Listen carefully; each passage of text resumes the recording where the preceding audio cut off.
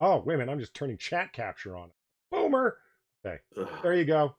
Nope, not that one. Oh my God. Shut up. Just This is what happens when Quiz isn't here. everything just goes to hell. There you go, Jack. You're on. For Christ's All sake. right.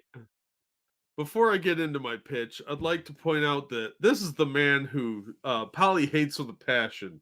Mark This Ruffalo? is Jason Momoa, and look at him, this little puppy dog, and he's smiling, and Polly throws his booze bottles in this man's yard, probably at this poor little dog. He should have left Lisa Bonet alone, and there would have been no problems. He knows what he did. You just hate Aquaman. Anyway, my pitch is Death to the Army of Darkness. Ash has finally had enough of the Necronomicon and seeks to destroy it. But as you probably could guess, that does not work out for him at all. The art, I admit, is very, very rough, but it's a Dynamite book. So this is actually good art for Dynamite.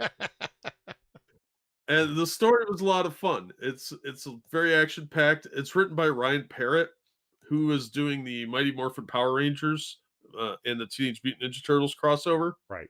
that I pitched last week.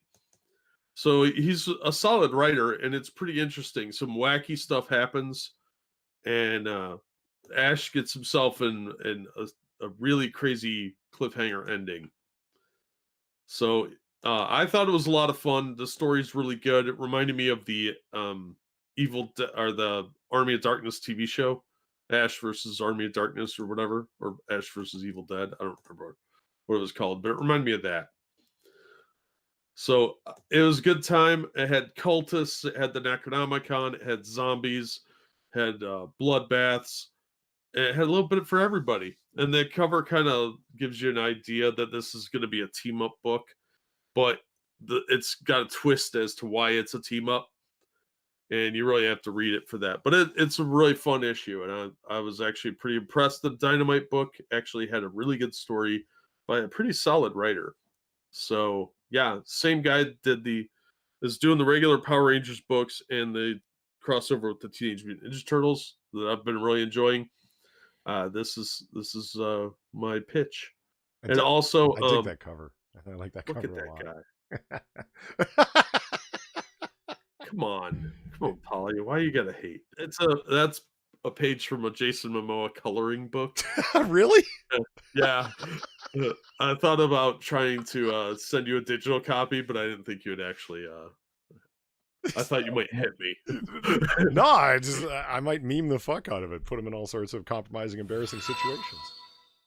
The Magdalena is what I'm pitching from Top Cow Comics, and unsurprisingly, they got a super hot, scantily clad warrioress. Is that a word? Warrior woman, who's the main character. Warriorette. Yeah, Warriorette. Because Top Cow rocked for shit like that back in the day. So Magdalena, the character you see there, is the warrior woman who fights on behalf of the Catholic Church, and she'll cut a motherfucker down in a minute. It's it's really deep with a hell of a lot of strange lore in it. I thought it was really interesting.